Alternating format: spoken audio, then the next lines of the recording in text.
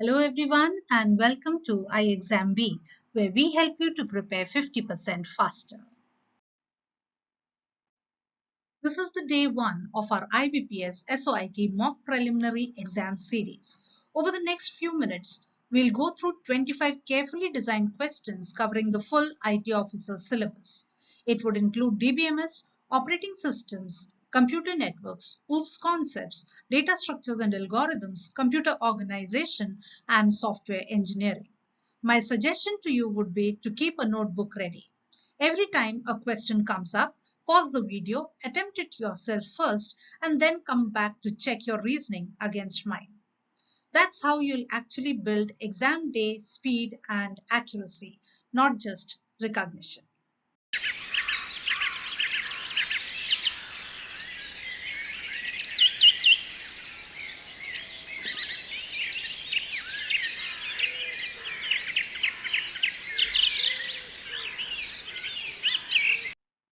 So this is the question 1. A bank maintains a table employee with employee code, Aadhaar number, PAN number, mobile number, name, and department ID. The attributes employee code, Aadhaar number, and PAN are each individually unique for every employee, while mobile number, name, and department ID may repeat across employees. Which of the following is a super key but not a candidate key of this table? Read through options A to E on your screen. Take a moment, work it out, and pause the video here if you need more time. The correct answer is A, employee code and name, because employee code, Aadhaar number, and PAN are each individually unique. All three qualify as candidate keys on their own. Now look at option A, employee code plus name. Since it already contains employee code, which is a candidate key, it will always uniquely identify a row. So it is a super key. But name adds nothing to that uniqueness, which means the set isn't minimal. So it fails the candidate key test. That's exactly what the question is asking for, a super key that is not minimal. Option D, department ID and name, doesn't even qualify as a super key because neither attribute is guaranteed unique and their combination is stated to be unique either. So the correct answer is A. Now consider the relation result with roll number, subject, marks and grade.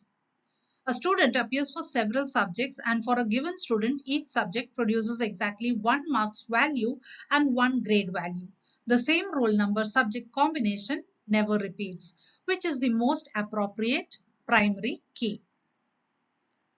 So read through the options A to E on your screen and work it out for yourself. The correct answer here is B, roll number subject. Think about this row by row. Roll number alone repeats because one student appears across many subject rows. Subject alone also repeats because many students take the same subject. Neither works in isolation. But the question tells us explicitly that the roll number subject pair never repeats and that pair always fixes exactly 1 marks and 1 grade. That combination is both unique and minimal.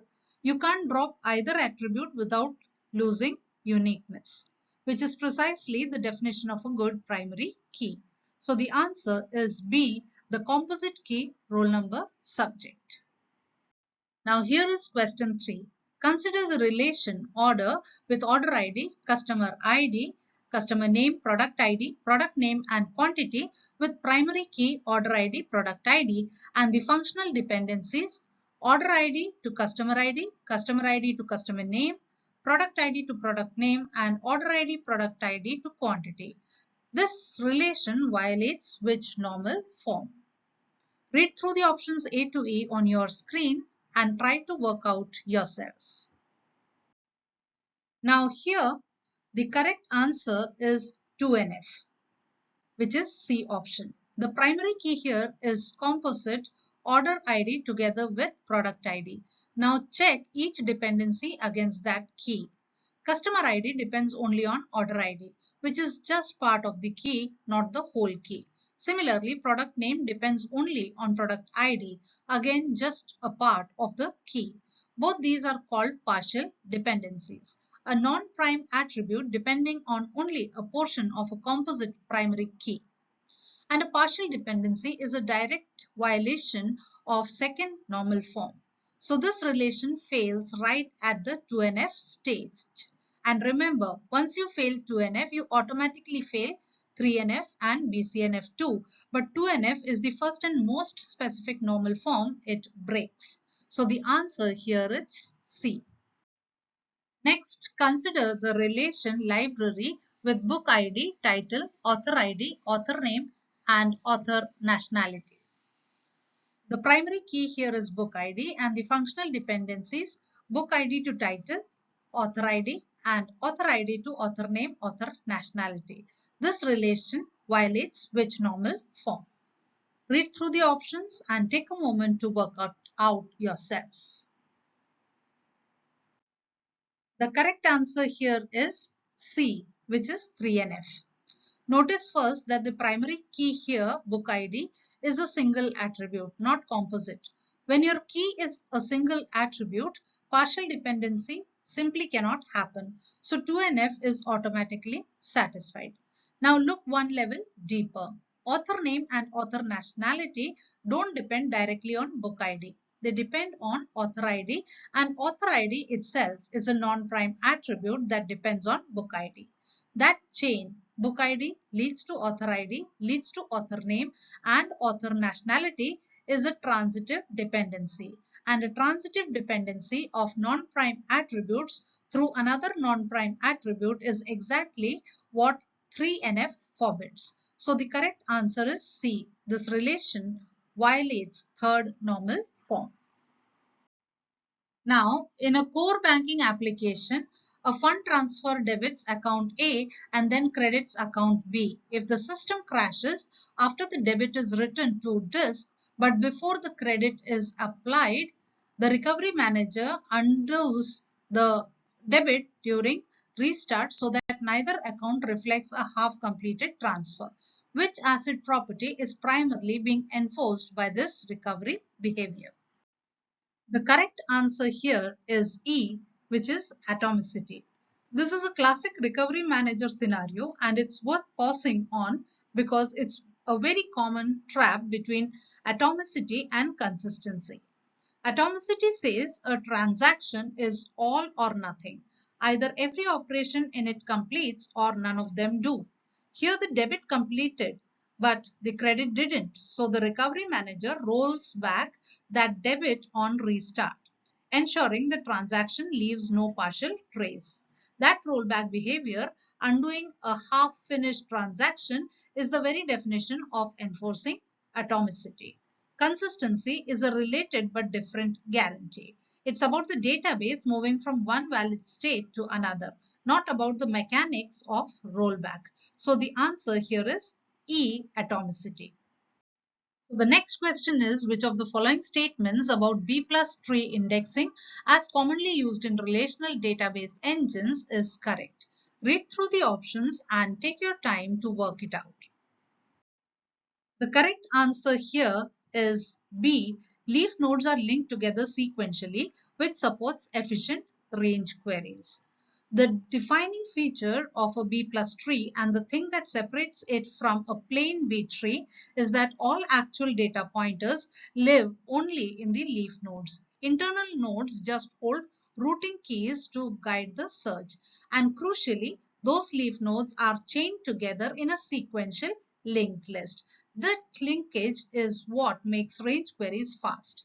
Once the engine locates the starting key, it can simply walk the leaf chain instead of retraversing the tree for every subsequent value. That's exactly what powers between clauses or order by range scans efficiently. So the correct statement here is B.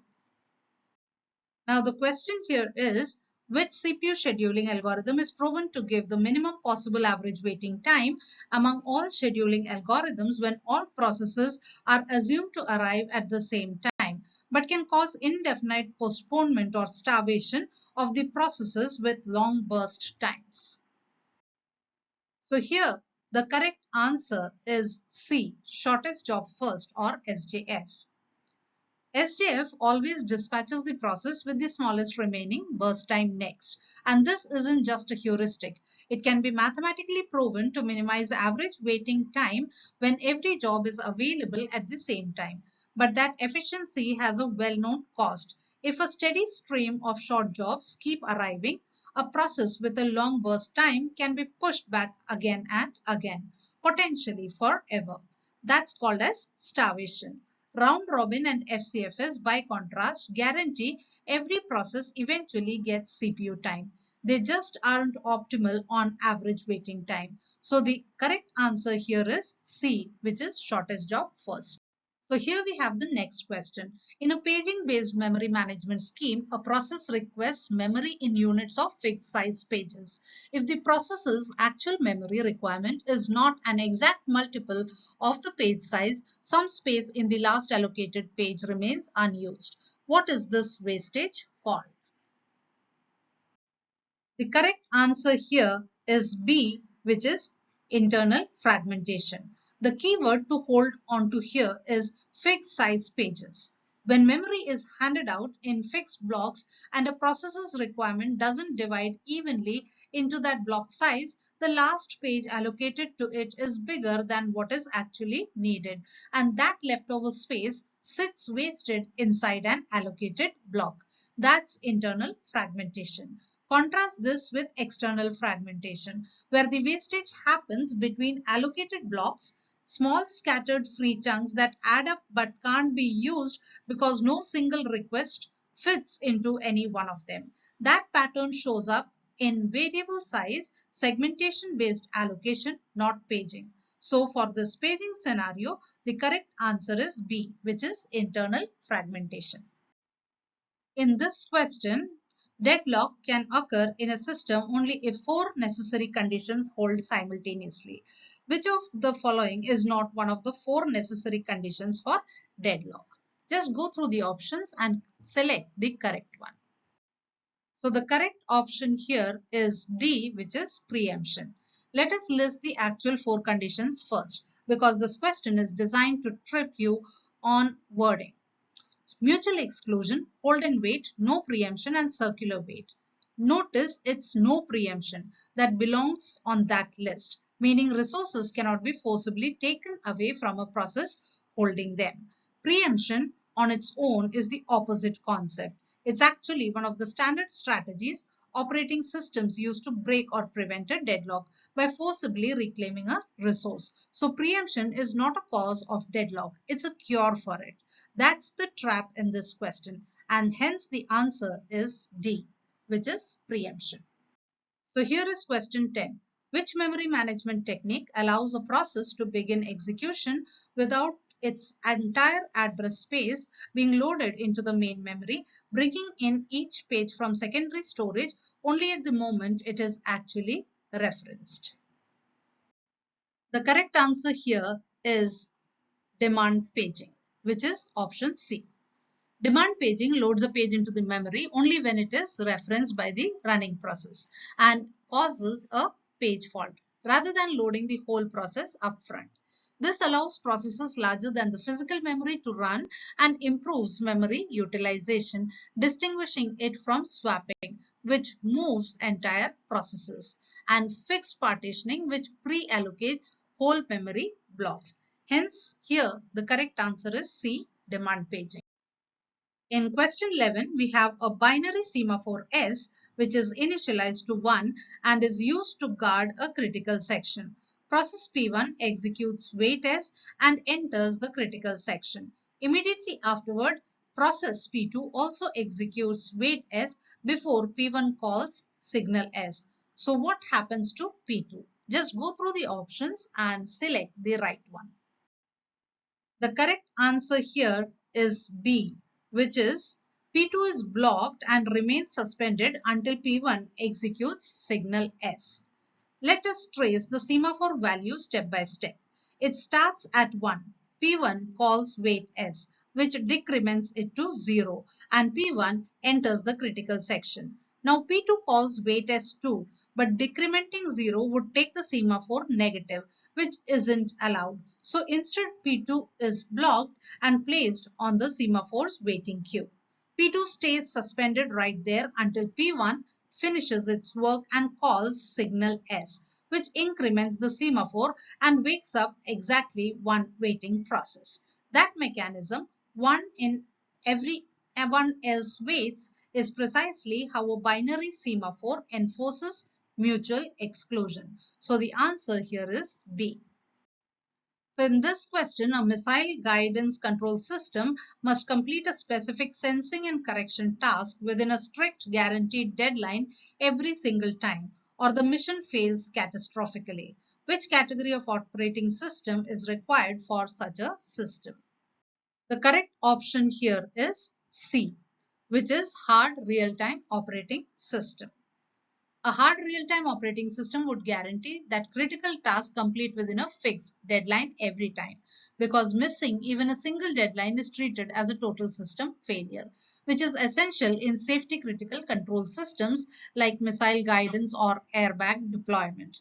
Time-sharing systems only aim for reasonable responsiveness across multiple interactive users and offer no such deadline guarantee, and batch systems are designed for delayed non-interactive bulk processing.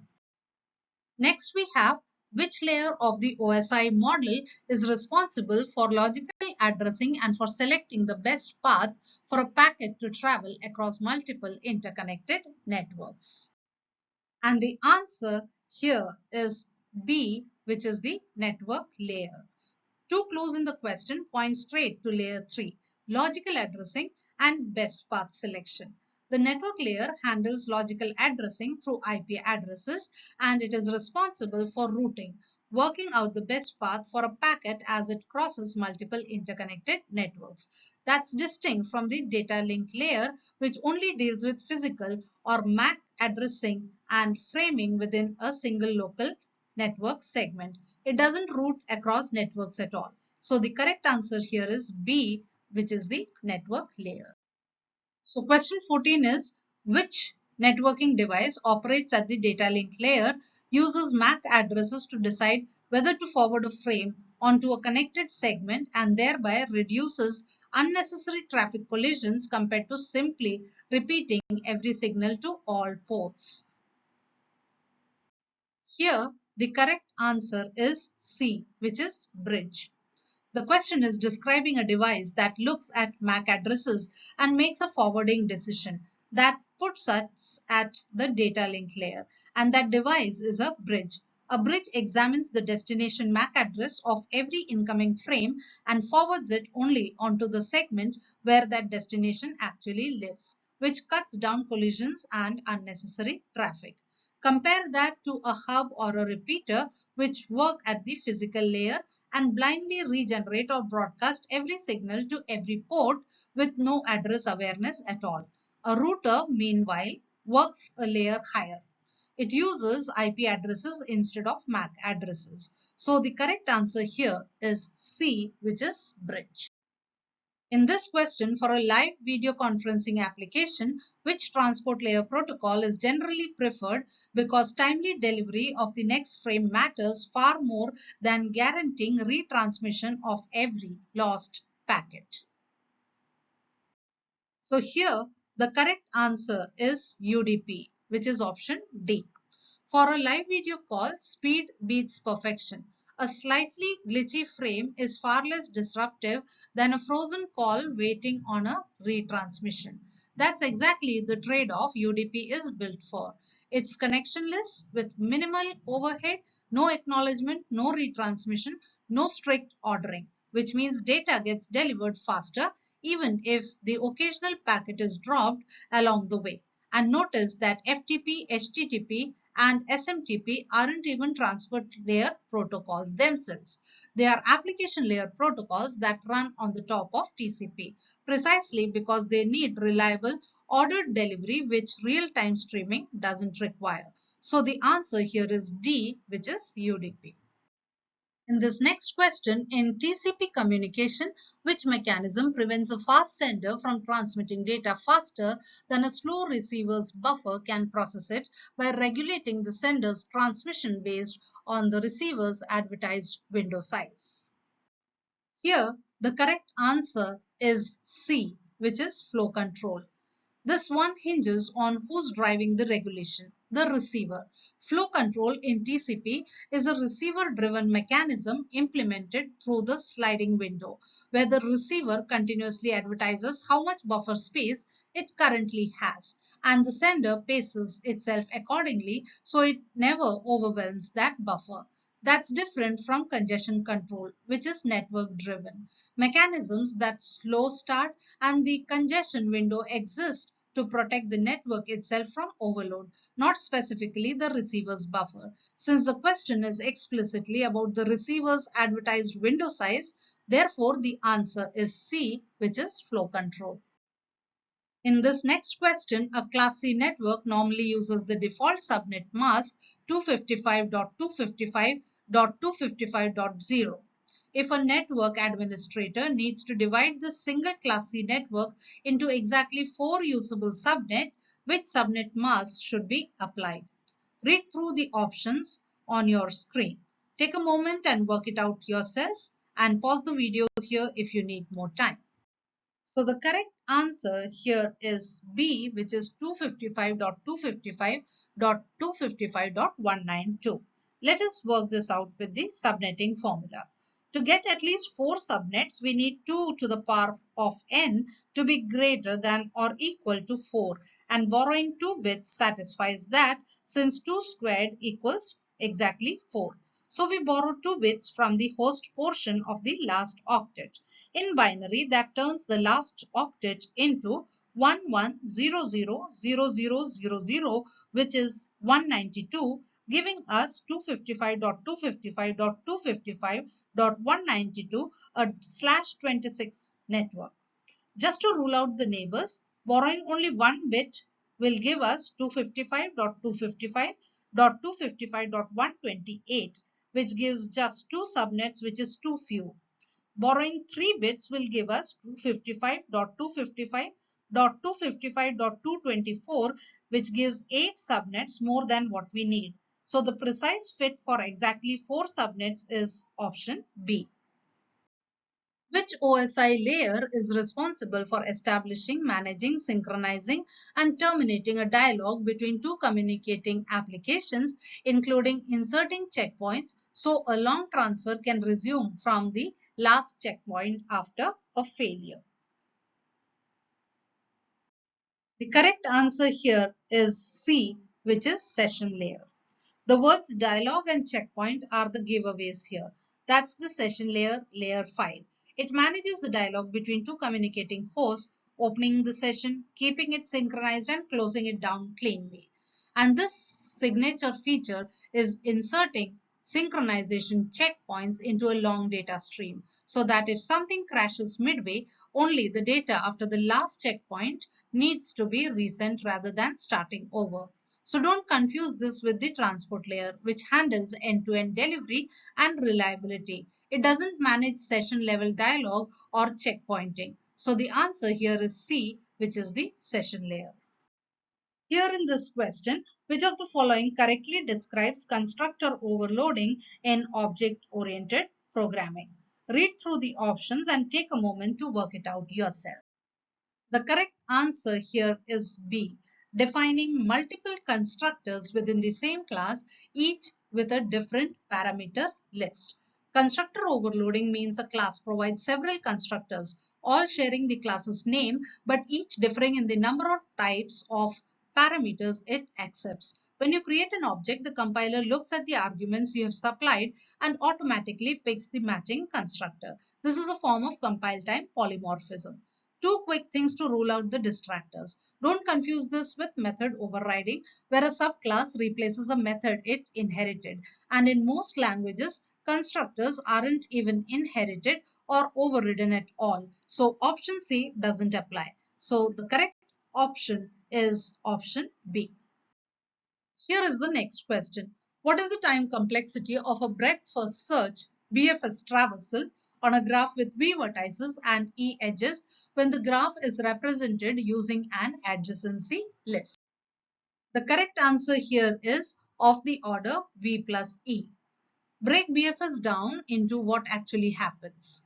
Every vertex gets enqueued and dequeued exactly once. That's of the order V. And while processing each vertex, we scan its adjacency list, which means every edge gets examined once or twice for an undirected graph. But that's still just a constant factor. So that part is of the order E. Add the two together and you get of the order V plus E. It's worth noting why this is better than using an adjacency matrix, which would force scanning all V possible neighbors for every single vertex regardless of whether an edge actually exists or not, giving of the order V square instead. So with an adjacency list, the answer is E, which is of the order V plus E. So in this question, you are supposed to evaluate the following postfix, which is the reverse Polish notation expression using the standard stack-based evaluation. Take a few moments and solve this to get the answer. So the correct answer here is D, 9. Let us walk through this with a stack, scanning left to right. First we'll push 15, then we'll push 7 and push 1 and again push 1 onto the stack. So then we hit a plus sign. So we'll pop the top 2. So 1 and 1 gets popped out, giving 1 plus 1 which is equal to 2, and we push it back onto the stack. So the stack is now 15, 7 and 2. We hit a minus. So we will pop out 2 and 7 and compute 7 minus 2 which is equal to 5 and push it back to the stack, which is now holding the values 15 and 5. We hit a divide. We pop 5 and 15, compute 15 divided by 5 which is equal to 3 and push it onto the stack. The stack now has only 3 as the value in it. We will push another 3 from the expression. The stack now is 3 and 3. Finally, we hit a multiply. So we will pop 3 and 3, giving 3 times 3, which is equal to 9. That's our final result. So the answer here is D, which is 9. So in this question, you are given a recursive function. And you are asked what is the time complexity of this implementation for computing the nth Fibonacci number without using memoization. So here the correct answer is option C, which is of the order 2 raised to power n. Without memoization, every single call to fib n branches into two further calls, which is fib n minus 1 and fib n minus 2. And each of those branches again and again all the way down. The same subproblems get recomputed over and over. There is no catching to stop that repetition. If you sketch out the recursion tree, the number of calls roughly doubles at each level, which is exactly what gives us exponential growth. So of the order 2 to the power n, this is precisely why the naive recursive version is considered so inefficient compared to the order n dynamic programming or memoized approach. So the answer here is C, which is of the order 2 raised to power n. So in this question, it is asking during which phase of the software development lifecycle does the team formally verify through structured test cases that the developed software actually satisfies the requirements documented earlier before the product is deployed to the users. And the correct answer here is D, which is software testing. The key phrase is formally verify through structured test cases. That verification step, checking the built system against the requirements before it goes live, is exactly what the software testing phase does. It's worth distinguishing this from requirement elicitation and requirement analysis, which happen much earlier in the SDLC and are about gathering and understanding what's needed, not confirming what's already been built. So the answer here is D, which is software testing. So in this question, which of the following correctly orders memory components from fastest to slowest in terms of access speed? Go through the options and make the correct choice. So the correct answer here is option E, which is registers, then cache, then RAM, and then SSD, HDD. Picture the memory hierarchy as concentric rings around the CPU, ordered by proximity and cost per bit. Registers sit built directly inside the processor, so they are the fastest of all. Just outside that is the cache memory, positioned close to the CPU, specifically to bridge the speed gap between the processor and the main memory. Next comes RAM, our main memory. And finally, at the outer, slowest but largest and cheapest tier, which is the secondary storage like SSD or HDD. So ordered fastest to slowest, it's registers, then cache, then RAM, and then SSD or HDD. Finally, we have come to the answer, which is option E. In this question, a binary search tree currently stores the keys 50, 25, 75, 10, 30, 60, and 90 inserted in this order. Where will the key 35 be inserted? Take a few minutes to build the binary search tree and figure out the correct option. So here, the correct answer is B, which is right child of 30. Starting at the root 50, since 35 is lesser than 50, we move to the left child 25. Since 35 is greater than 25, move to the right child 30. Since 35 is greater than 30 and 30 currently has no right child, 35 is inserted as the right child of 30. BST insertion always follows this compare and descent rule, keeping smaller keys to the left and the larger keys towards the right at every node. And that brings us to the end of day 1 of our IBPS SOIT mock preliminary exam series. If you'd like to track your score, note down how many you got right across these 25 questions and identify which topics need another pass. Maybe it's normalization, maybe it's OSI layers, maybe it's recursion complexity. Whatever it is, that's exactly what deliberate practice looks like. For structured study plans, more mock tests, and complete coverage of the IT officer syllabus, do visit us at www.iexamb.com. If this session helped, do like, share, and subscribe so that you don't miss day 2. Keep practicing, stay consistent, and I'll see you in the next session. Thank you so much for watching.